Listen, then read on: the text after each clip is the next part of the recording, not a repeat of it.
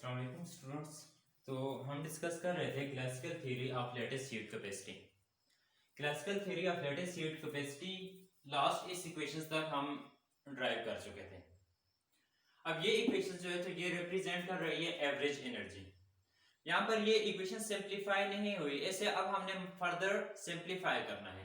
इसको हम नाम देते हैं किसी इक्वेशंस का। लेट्स सपोज ये इक्वेशंस ए है।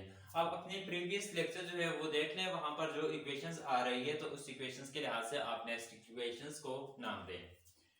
अब इसमें यहाँ पर एक मैंने ये कहा था कि हम यूज करेंगे गामा फंक्शंस, दो गामा फंक्शन यूज करेंगे। तो इस इक्वेशंस को बिफोर गामा फंक्शंस ऐसे लिख लेते हैं, नेक्स्ट इक्वेशंस को नाम देंगे। तो इस इक्वेशंस को ऐसे लिख लेते हैं, average energy E is equal to 1/2m constant है p स्क्वायर। एक्सपोनेंशियल्स को मैं ये लिख लेता हूं e power -1/2m K B T, और यहां पर p स्क्वायर जो था ये लिख लें p स्क्वायर और dp। अगर momentum and e power -1/2m K B T P square dp।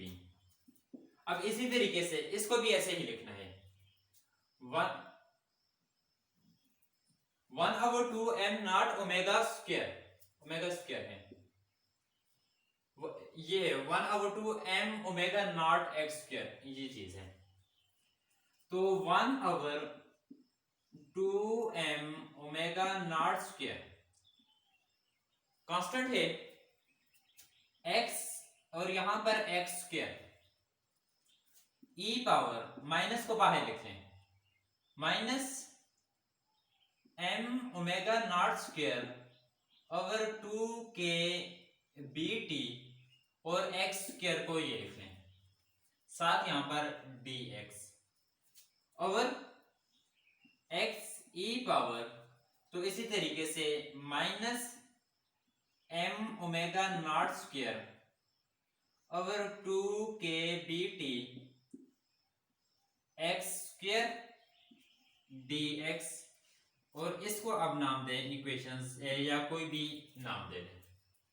जो गामा फंक्शंस हमने यूज करना है तो उन गामा फंक्शंस को इस इक्वेशंस यहां पर भी अप्लाई कर सकते हैं, लेकिन इसी इक्वेशंस को यहां पर सिंपलीफाई किया तो दो गामा फंक्शंस हम यूज करेंगे। कौन कौन से? पहला हम ये यूज करेंगे 0 टू इंफिनिटी, ये याद रखने हैं आप लोगों ने, 0 to infinity u square e power minus a u square, u square e power minus a u square, ये हमारे पास एक गामा फंक्शन होगा। और साथ इंटीग्रल लिया हुआ है तो u square e power minus a u square du is equal to, ये वाला जो गामा फंक्शन है तो ये इक्वल होगा 1/4 pi square root of 1/4 square root of pi over a cube.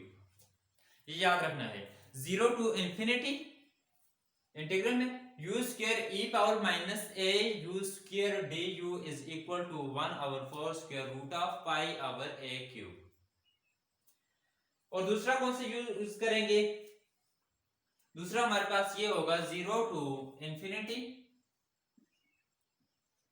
e power minus u।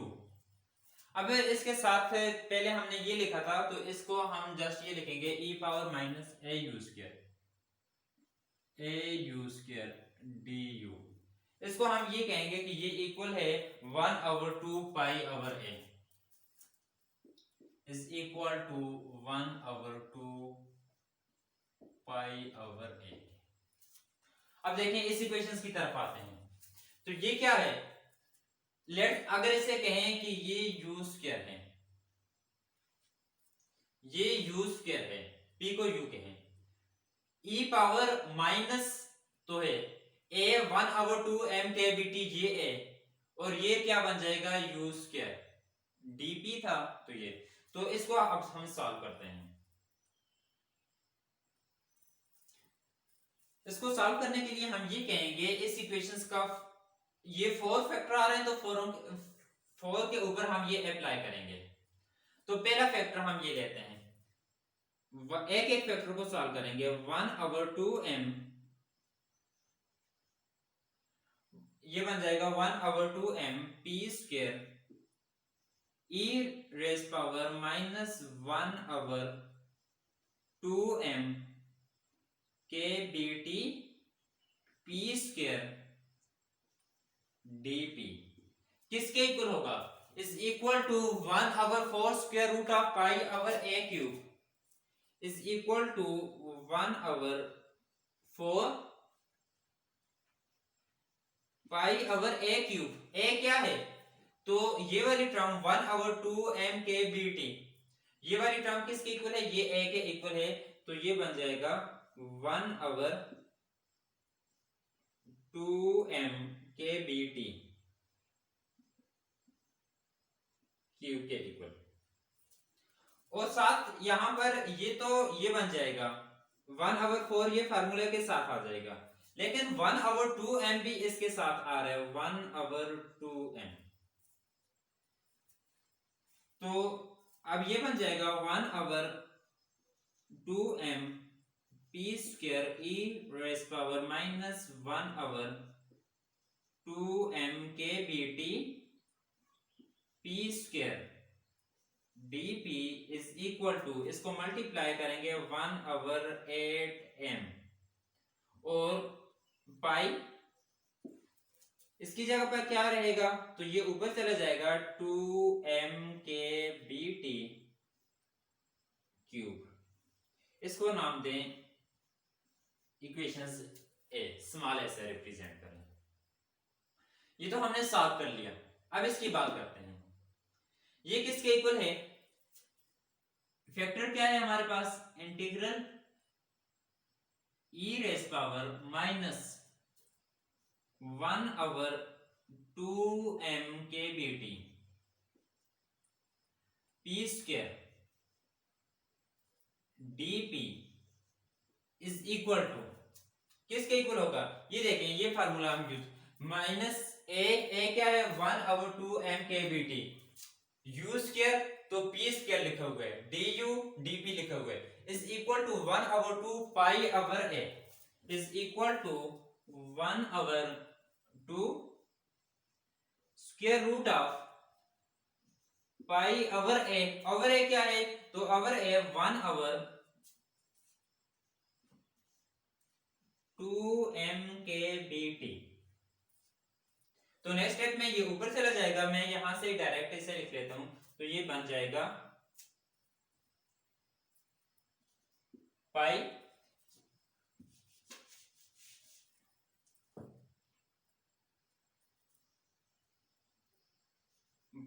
और ये ऊपर चला जाएगा 2m, यहां पर मैं थोड़ा सा आगे लिख देता हूं,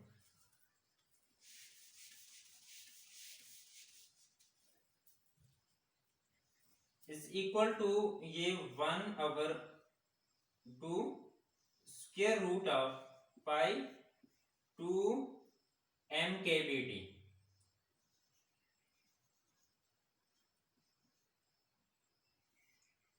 इसको नाम दें इक्वेशंस डी का। अब तो ये फैक्टर रह गए।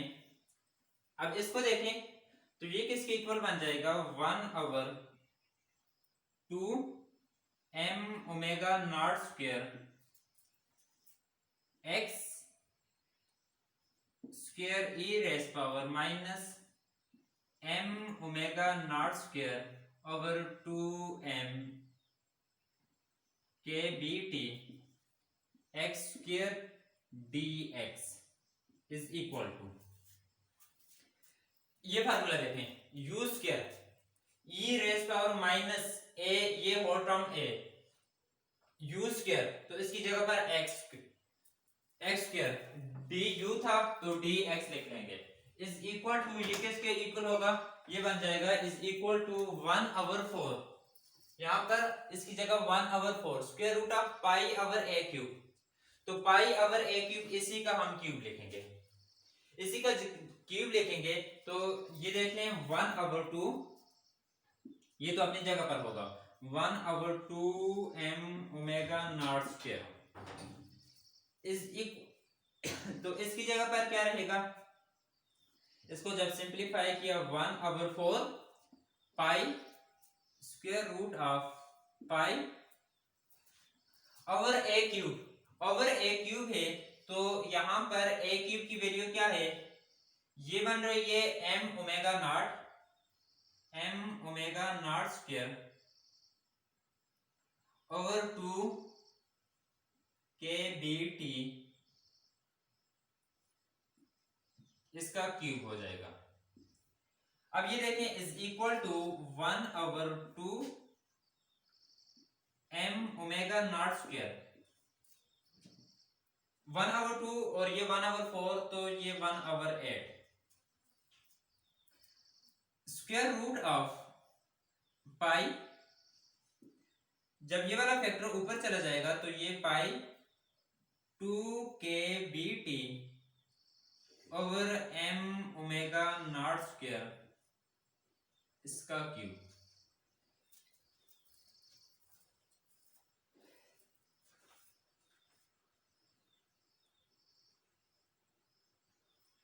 इसी तरीके से ये लास्ट फैक्टर, तो इसको जब सॉल्व करेंगे इसको नाम दें इक्वेशंस ए बी और ये इक्वेशंस सी। अब इस ये वाली जो इक्वेशंस है तो ये फैक्टर रह गया integral x e raise power minus m⍵0 square over 2 kBt x square dx is equal to, ये फार्मूला अप्लाई करेंगे, is equal to 1/2 pi over A. तो ए क्या है, ए ये वाली टर्म बन रही है तो इसी को, तो ये बन जाएगा पाई 2 kBt ओवर ए था थर्ड स्टेप से, फर्स्ट स्टेप में लिख किया 2 kBt ओवर m⍵0 स्क्वायर, इसको नाम दें इक्वेशंस डी। अब हमने क्या करना है, now putting the value of a b c and d in equations a। तो इस इक्वेशंस a में हम सारी वैल्यू पुट कर लेंगे। तो इक्वेशंस a हमारे पास ये बनेगी, equations a implies that e is equal to, अब ये जो फर्स्ट फैक्टर है तो इसकी जगह पर इसकी वैल्यू क्या होगी, ये equations a 1/8m square root of pi over 2m kBt cube over यहां पर, तो ये इक्वेशंस b है तो इक्वेशंस b से क्या वैल्यू है 1/2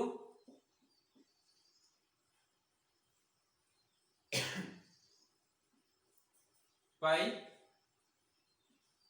over 2m kBt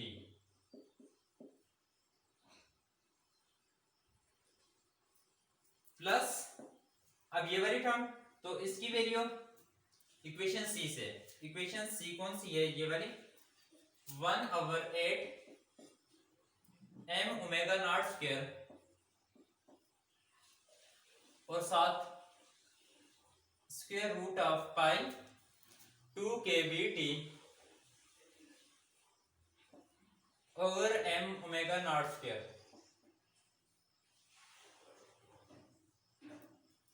divided by, तो ये वैल्यू तो इसकी जगह equations D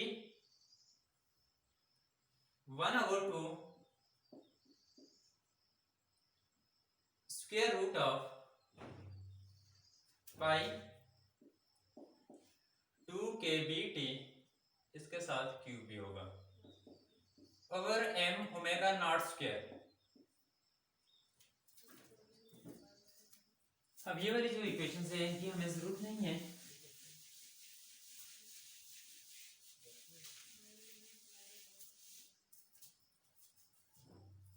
the average energy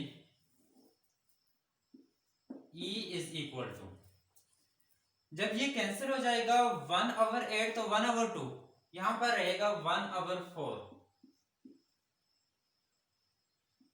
1/4m। अब यहां से देखें इन दोनों का स्क्वायर रूट है। अगर इस स्क्वायर रूट को ऐसे लिख लें, नेक्स्ट स्टेप में आप लोगों ने ऐसे लिखना है, दोनों के स्क्वायर रूट को एक ही स्क्वायर रूट में लिख लें। और इसी तरीके से इसका भी स्क्वायर रूट है, तो इन दोनों के स्क्वायर रूट को ऐसे लिख लें।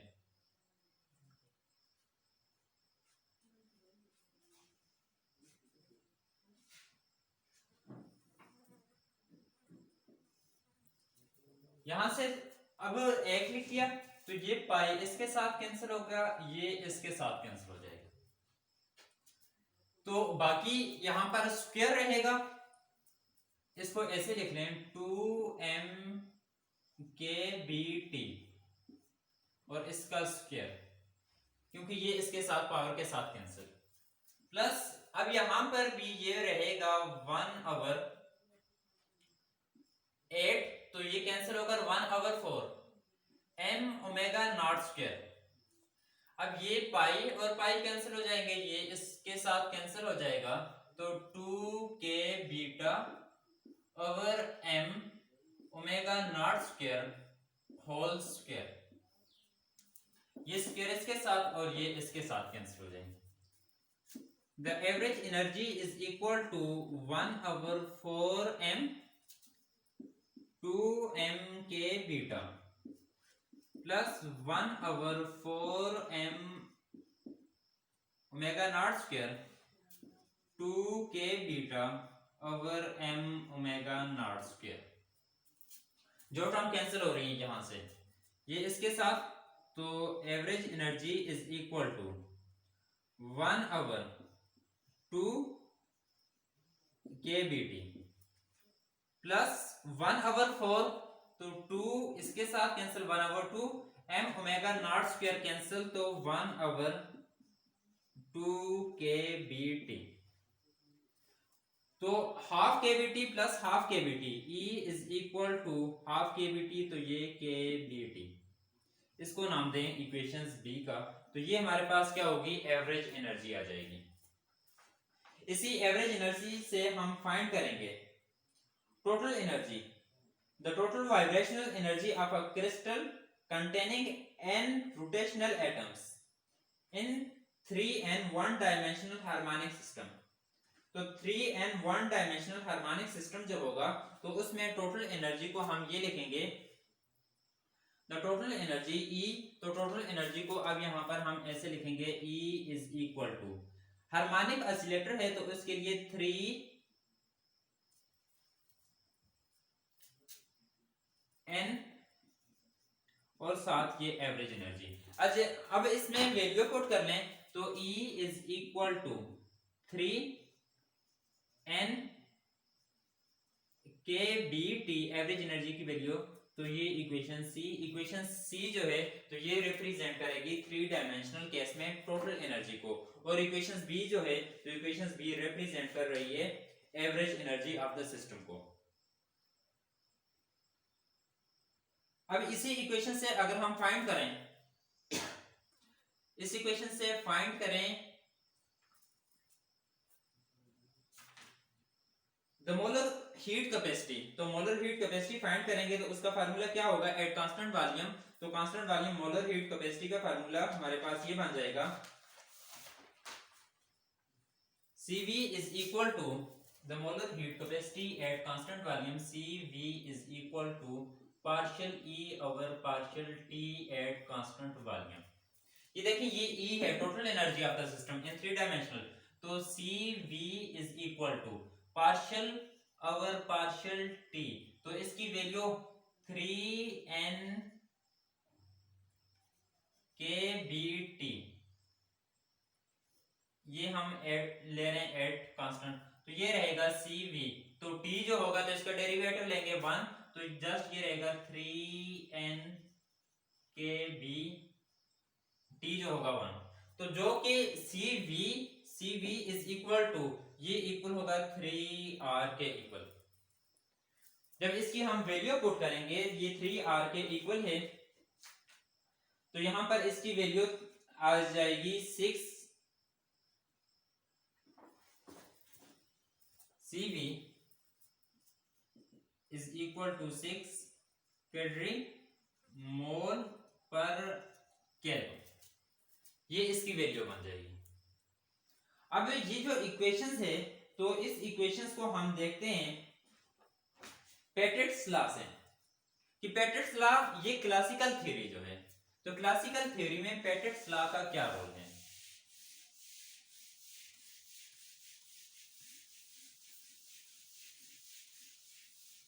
इसके लिए हम एक ग्राफ जो है इसे प्लॉट करेंगे।